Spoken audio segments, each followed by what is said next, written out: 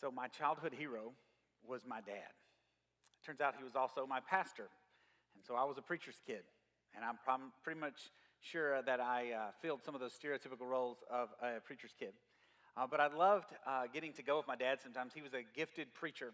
And so they would call him to preach at different meetings and revivals, which were week-long events. And every once in a while, I got to go with him and just loved how good he was with that. But also, I just loved my dad. He never met a stranger. He was the larger-than-life type, always funny, always telling jokes, and always had good stories, and had lived a very colorful life. And, I just looked up to him, just as dad, but also for what he did. I loved that he was a pastor and that he made a difference in people's lives. Now, I do remember one time I really didn't like him being a pastor. It was a Saturday morning, and I was a small kid, and he made me miss Saturday morning cartoons. Now, this is pre-streaming. This is pre-VCRs. This was, if you didn't get up on Saturday morning early enough, you were going to miss Spider-Man. And so you get in front of the television and you hope that you had enough tinfoil on your rabbit ears to pick up the channel that you want to pick up and get to watch that. Well, he did a wedding in our living room that Saturday morning, and I missed those episodes. And that was before reruns. Really, you didn't know if you ever got to see it again. And I've had counselor friends that have heard that story before, and they worry about me sometimes, but I'm not bitter. But I do remember that. It's one of those strong memories in my life of just remembering this is just not fair. They can get married anywhere, but this is the only place I can watch Spider-Man. But when I was about 9 years old, my dad had been counseling a couple. They had marital problems, and he was working through that with them. And he met with them together, then he met with them separate at different times. And over time, a connection was improper, and feelings were formed. And on a Saturday night, he chose to walk away from the pastorate, and he left my mom, my sister, who was a senior in high school, and my 9-year-old self, and ran off with this other woman. The next morning, my mom, who was dealing with all this and trying to keep some normalcy, we didn't know what was going on yet. She had the normal routine going on early Sunday morning. Dr. Adrian Rogers out of Memphis was on the TV, and we were listening to him preach, and he's known as the Prince of the Pulpit. He was an excellent preacher. And she tells me later that I asked her this question that day. I said, Mom, who do you think's the better preacher, Dad or Adrian Rogers? I think Dad is. All the while, she's dying inside. And I was 9. I didn't fully understand. It's a small town. My sister's a senior. My mom saw the stairs. My mom understood what was going on. My sister did. It wasn't until later I fully understood it, but I was crushed. Here's my hero, and he's gone. I mean, he left town, didn't see him for a while, those kind of things. And but also as a pastor. And so later on, I decided I'm never going to put a pastor on a pedestal. Never again. But fast forward a few years later, Amy and I are married, so many years later, and we moved to Jackson, Mississippi. I was finishing up computer science at Mississippi State, but I was dealing with some ideas of ministry already my senior year, and we found this church down in Jackson, and the worship was amazing. The small group was awesome biblical community, and when the pastor would preach, Brother Barry, it was like he was 10 feet tall.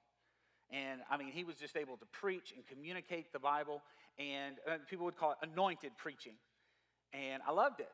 And so later when I would actually go and meet with him, trying to deal with this whole idea, I had questions about ministry. I had questions about my calling and if that was real or not. And I remember sitting there one day, and it was closed doors, and then out come two women who had tears in their eyes. And I go in, and he tells me one of those ladies had just accepted Christ. And that was wonderful, but there was a flag going off in the back of my head, remembering my dad's story of counseling a woman alone. But who am I to tell a man of God what to do? This is Brother Barry. Surely everything's okay. But later, we moved back to North Mississippi. I felt the call to ministry, surrender to ministry, and I went to New Orleans Seminary. So every once in a while, we would drive home for the weekend and back to North Mississippi. And if I was by myself, I would make a detour through Jackson, and I would go on Sunday night service to the church because it was just as good as Sunday mornings.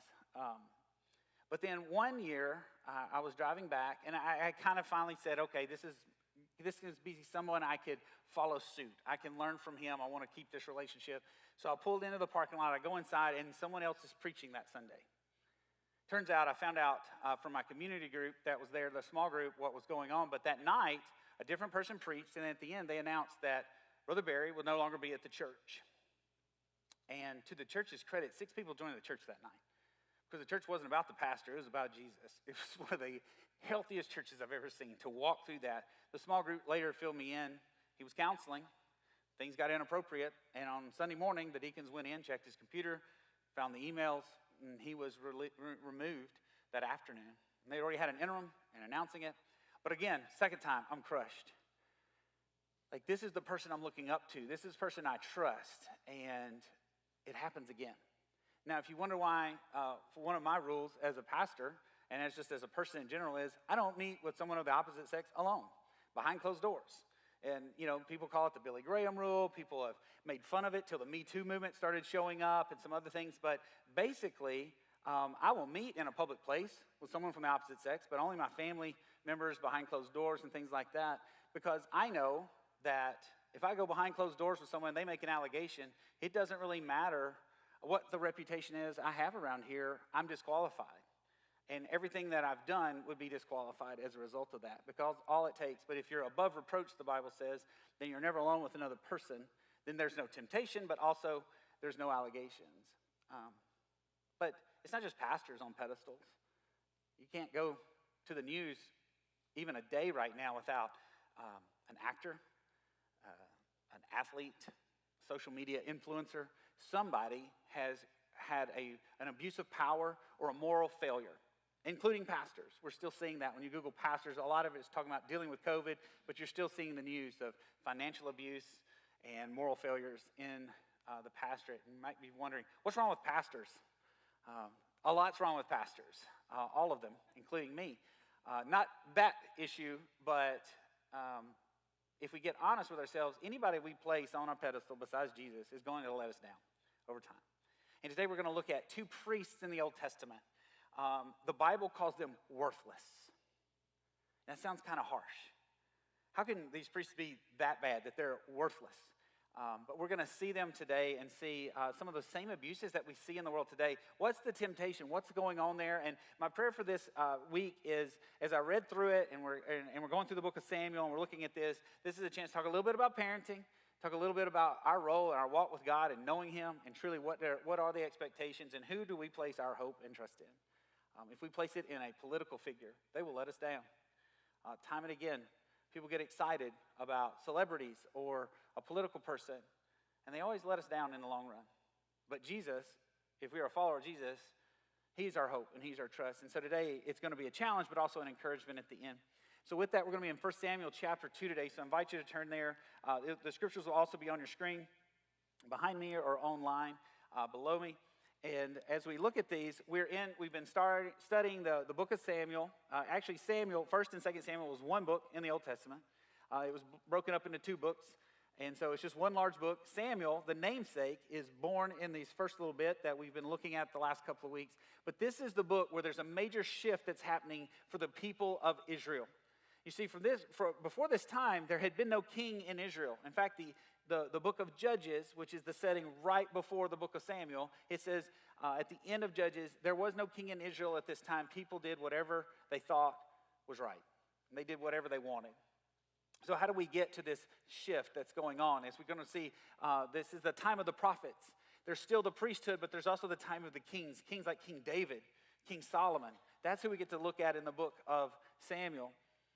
But to build up to that, the place we're at is basically you have Joshua, Judges, Ruth, 1 Samuel. So this is all set up in that time frame. Joshua is the one that took on the mantle of Moses, brought the people into the promised land, into a place of rest. And at the end of Joshua, he says, look, remember that God is the one that brought you out.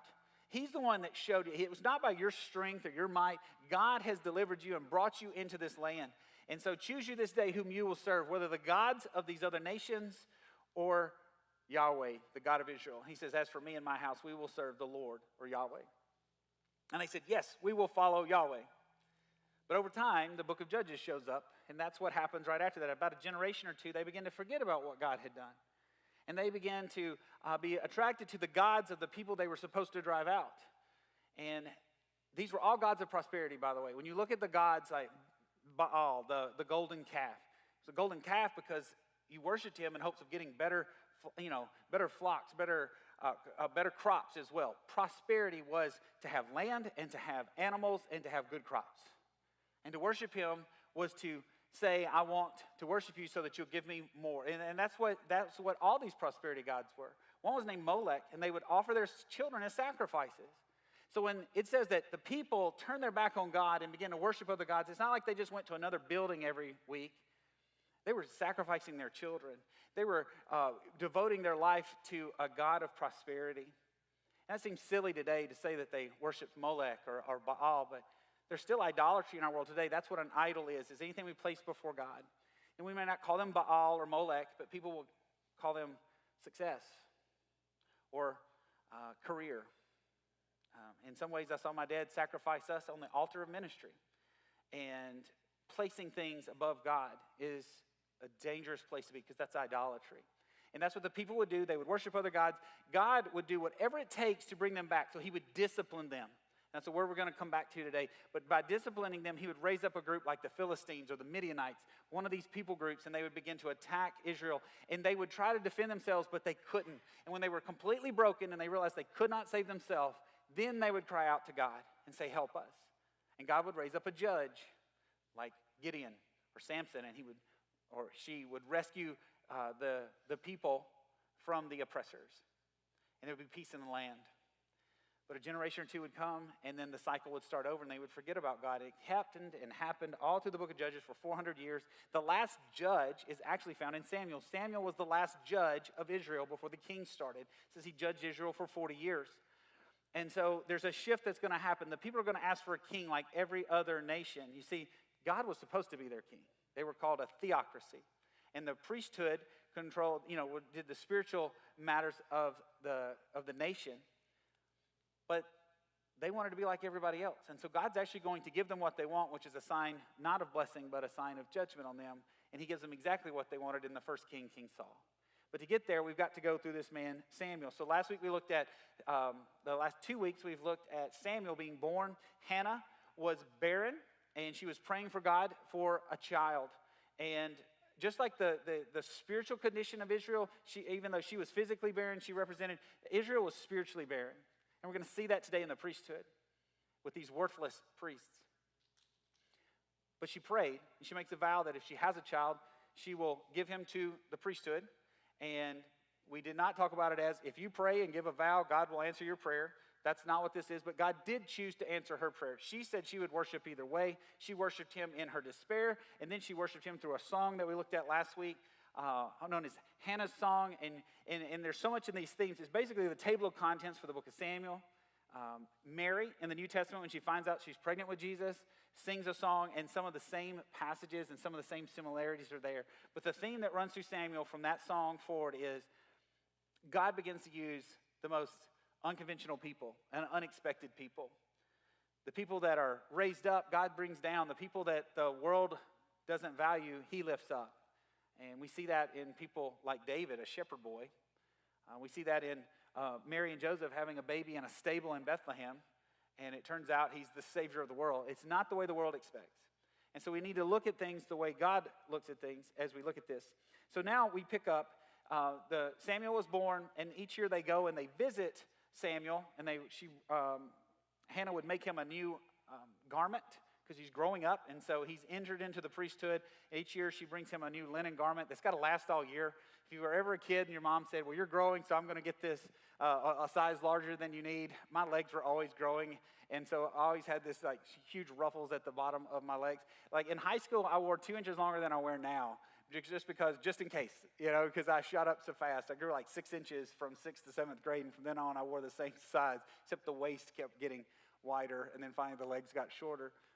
But she's taking care of her child, and they would go to worship at Shiloh. That was the center of Israelite worship at this point. And now we pick up. All that being said, I just wanted to point to what we're looking at in this story. It says in verse 12, now the sons of Eli were worthless men. They did not know the Lord. Again, that seems harsh. It's not the first time we've seen worthless. When Hannah was praying in chapter 1, Eli, the priest, goes in and says, woman, you're drunk. Get out of here. He's not seen fervent prayer to the point he can even recognize it. That's where he's at in this. And she's like, I'm not a worthless woman. Same word. But it says that these sons are worthless. That seems harsh, and we'll see more about that in a second. But notice the key here is they did not know the Lord. They're the priesthood. Eli is of the lineage. He has inherited the high priesthood. Now his sons are going to inherit that. And it says that they did not know the Lord. How can the priests, the ones in charge of all the worship of Israel, because Shiloh was the center at this point, it wasn't Jerusalem, they would come to Shiloh, the people like Elkanah and Hannah would come and they would bring an offering. And the way it's supposed to work, and you find it in places like Leviticus chapter 7, that people would bring in, for instance, an animal sacrifice. And they would burn the fat on the altar. That was the best portions. Think ribeyes in that section of the cow. And then they would boil the meat, and then some of it would be given back to the family, and then they would give some to the priest. That's how they took care of the priest. That's how they received part of the offering. And they all come to Shiloh for this. And it says that they were the ones in charge, and they did not know the Lord. How can you be in charge of worship and not know the Lord? You see, I think they knew about the Lord, but they didn't know the Lord. There's people out there that they know about God. They know about Jesus, but do they know Jesus? And maybe that's a question for you. Maybe you know a lot about Jesus, but do you know Jesus? If nothing else today, consider that question. Do you know him? And so we're going to see some things that what makes them worthless. It says the custom of the priests with the people was that when any man offered sacrifice, the priest's servant would come. Now catch that, the servant. Not the priests themselves. They're too lazy to do it. They send basically an enforcer from what we can tell in this. But they would send this servant who would come while the meat was boiling with a three-pronged fork and in his hand. And he would thrust it into the pan or kettle or cauldron or pot. So whatever they had, he would thrust in. And it says all that the fork brought up, the priest would take for himself. Now this is not the way it's supposed to be. This was supposed to happen after the fat was burnt and the meat was boiled. But they want it before then. It says, this is what they did at Shiloh to all the Israelites who came there. So including what we'll see here, Elkanah and Hannah coming to see their son, they were taken advantage of as well. But it doesn't stop there. It says, moreover, before the fat was burned, the priest would come and say to the man who was sacrificing, give meat for the priest to roast. Oh, notice it was their servant again. He says, for he will not accept boiled meat from you, but only raw. Well, that seems like an odd thing to ask for, raw meat. Well, they're just wanting to cook it their own way. It says, give me meat for the priest to roast. They want to cook it a different way. They're tired of boiled meat. And it says, and if the man said to him, let him burn the fat first and take as much as you wish. So if they actually know the law and they're like, wait, the fat is supposed to be burned and you can have as much as you want of the other part. It's not like for the people, it's not like that they burn the fat every time. It's just that when they would go up to offer a sacrifice, they gave the best portions. It says, he would say to them, no, if you must give it now, and if not, I will take it by force. So there's the threat. That's where the enforcer comes in. It says, thus the sin of the young men was very great in the sight of the Lord, for the men treated the offering of the Lord with contempt. So they would take it before it was supposed to be done. They would take it before the fat was burned. And then they threatened by force if you didn't do it. Abuse of power. These are the ones that are supposed to be serving the people of Israel. They are taking advantage of them. So there's an abuse of power here. And so that's one of the reasons they're seen as worthless. It says the men treated the offering of the Lord with contempt. Some translations of worthless men is that they had no regard for God. So that's the picture we have. Now, in between this is there's a contrast. And we're not going to read the whole section, but starting in verse 18, it says Samuel was ministering before the Lord. Now, Samuel, every time you see him, he is before the Lord, or he is ministering after the Lord, with the Lord. He is with the Lord. He is with Yahweh. There's a relationship. You understand that he's going to hear from God when we look at it next week. So he knows more than just about the Lord. He knows the Lord. And it says that basically Hannah ended up having more kids. And then in verse 21, it says, and the young man Samuel grew in the presence of the Lord. So you've got one set of sons that are not knowing the Lord, and you've got this other man, a son, who is growing in the very presence of the Lord. But now, here's where we pick up. Where is Eli in this? Remember, Eli's the dad. When you think about this, Eli, when the priest would accept the offering at Shiloh, how did he not notice that he was eating fatty portions all of a sudden? How did he not notice that the food changed when his sons took over, that he was getting the best cuts of meat? Something had to have clicked in him. Why doesn't he say anything? So finally he does. It says, now Eli was very old, and he kept hearing all that his sons were doing to all Israel. Notice that. he hears it from everybody else. Everybody knew, and everybody knew that the priesthood was not doing what it should, and that Eli was the one in charge, and he was a joke. Then we find out some more of what they were doing. It says how they lay with the women who were serving at the entrance to the tent of meeting. There was an abuse of power for the offerings. They were taking what was rightfully God's, but now the tent of meeting, that's where Moses would go and meet with God, and they have this big tent still there, and that's where the priests would go and meet with God, and they have turned it into a brothel. To women that probably had either taken some kind of Nazirite vow or some kind of commitment to serve the Lord, and they are being taken advantage of. And so in verse 23, he said to them, this is where he deals with them. Why do you do such things? For I hear of your evil dealings from all these people. No, my sons, it is no good report that I hear from the people of God that the Lord is spreading abroad. It says, if someone sins against a man, God will mediate for him. But if someone sins against the Lord, who can intercede for him? It says, but they would not listen to the voice of their father, for it was the will of the Lord to put them to death. At this point, it's too late, is what that means. It's already to the point of no return with them. And God is going to bring judgment on them. And we're going to see that in just a minute. But how does Eli get to this point? Did they just flip a switch when they were older and turn bad? Or was this a pattern that had been going on? You know, what is Eli's responsibility in this? And maybe he just was absent. He was so busy doing ministry, he didn't realize what his sons were growing up to become. And that could be the case. One of the challenges in ministry is when you look at priorities in life, it is God, family, and then things like work and everything else. Church, might be before work, wherever you put it. But when you're a pastor or you're in the ministry, God and work are commingled in a way it's hard to make the balance. And I saw my dad struggle with it, and I said, I'll never do that. And then I struggle with it all the time. It's so hard to figure out, my relationship with God versus work and family squeezed in the middle and making sure I make time for them. I never wanted to do that. And so I'm very much aware of it, and I struggle with it because I don't want to do what my dad did. And I don't just mean that they miss cartoons every once in a while. I don't want to miss out. And I also want to be a parent that is engaged in their life. And for some reason, Samuel doesn't do that. Something's going on with Samuel. And so we actually find out what that is and later on, because after this, we'll jump ahead. There's just one verse I wanted to look at real quick. 1 Samuel 2:29. A prophet shows up. There weren't a lot of prophets back then. This is the sign. This is the age of prophets. It's about to start with Samuel hearing from God, but there's this prophet with no name, and he comes and he speaks on behalf of God. That's the thing. A prophet would be the one to speak on behalf of God. The priest was the one that would receive the offerings, and God was supposed to be their king, but they have rejected God as their king, so they're going to ask for a human king to basically rule them and guide them. And so there's this prophet that comes, and he says, this is what the Lord has to say. And I just wanted to mainly focus on verse 29. He says, why then do you scorn my sacrifices, my offerings that I've commanded for my dwelling? He goes before this and says, I gave you the priesthood. I called you from the line. I have given you this high and holy responsibility.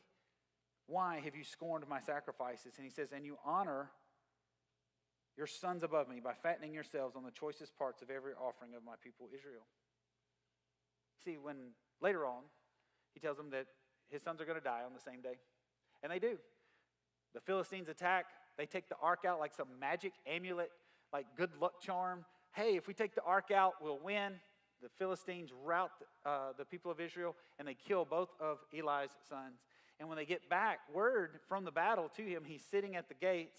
And it says he was a heavy man, and he was leaned against a chair, and when he found out, he fell backwards and broke his neck, for he was a heavy man. He's been living off the fatty parts of the offerings for years and done nothing about it. And so now he's threatened them. Hey, don't do that. And they don't listen to him. There's no bite to what he has to say, and it's too late at this point. But what could he have done differently? It says that he honored his sons above God. That's the challenge, as a parent. There's the need for discipline. Now, discipline is not easy. It's not fun. And I've met people, and I've talked to people, they say, I want to be my child's best friend.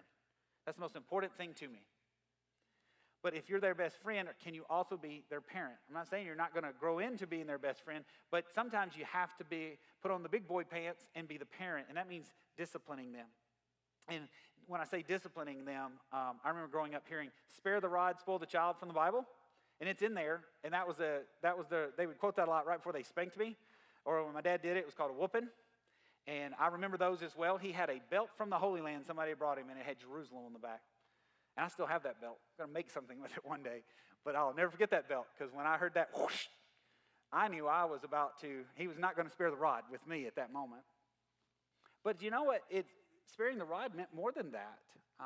The idea of sparing the rod means if you choose not to discipline your children, you'll spoil them. It's not just through spankings.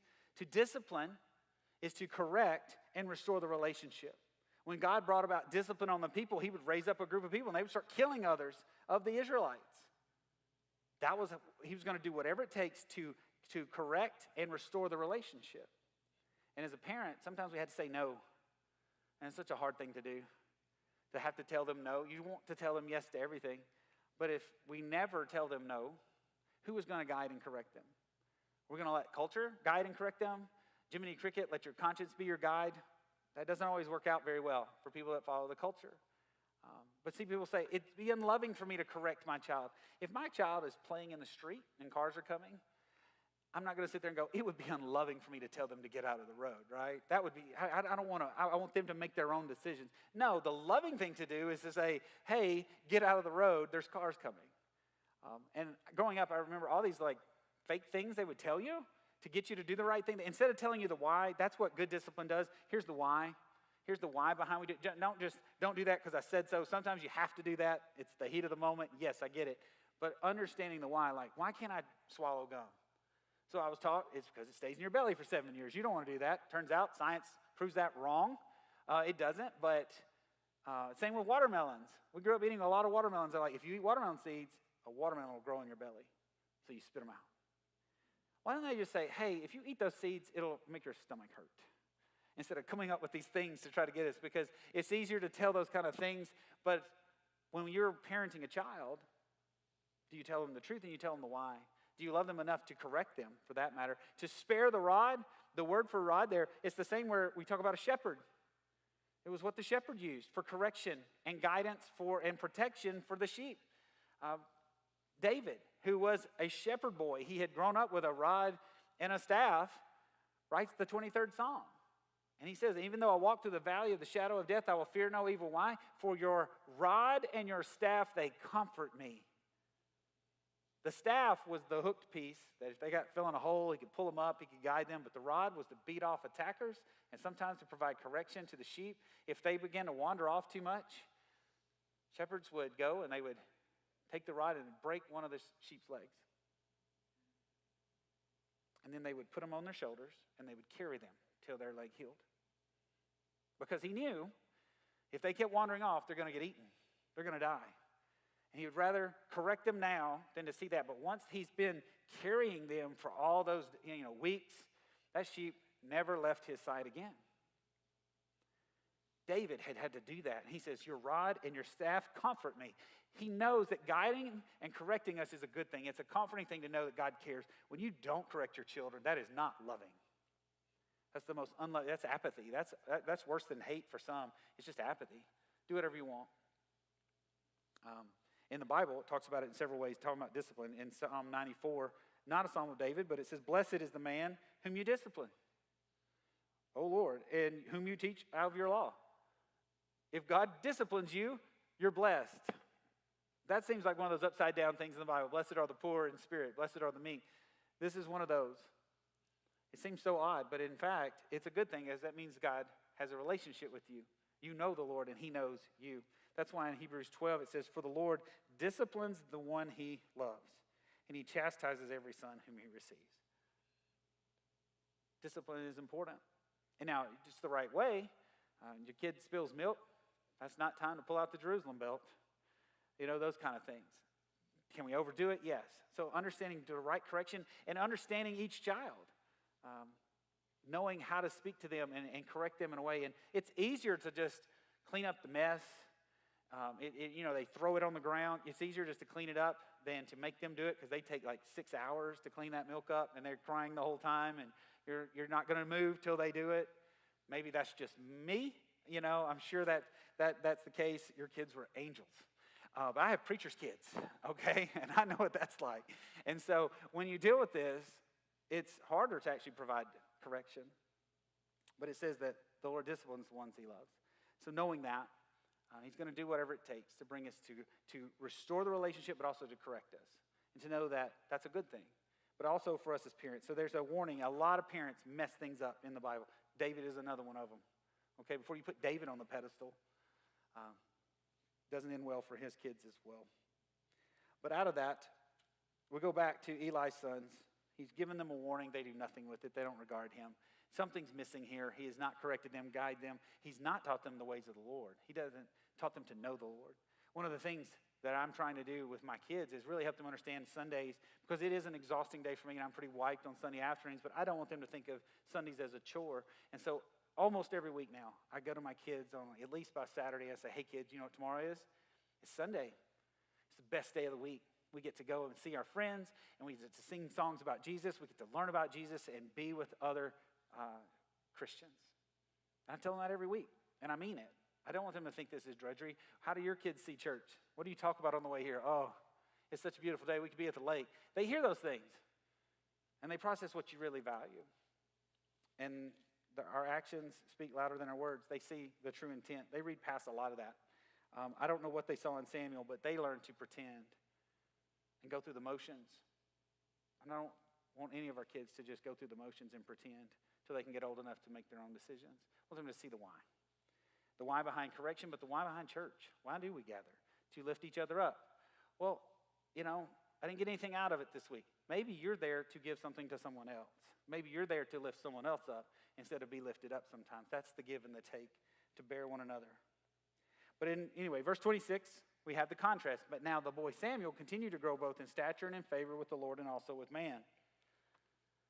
If that sounds familiar, because in Luke chapter 2:52, Jesus, it says, he grew in wisdom and stature and favor with God and man. He was growing up, but he grew in favor with God and with people.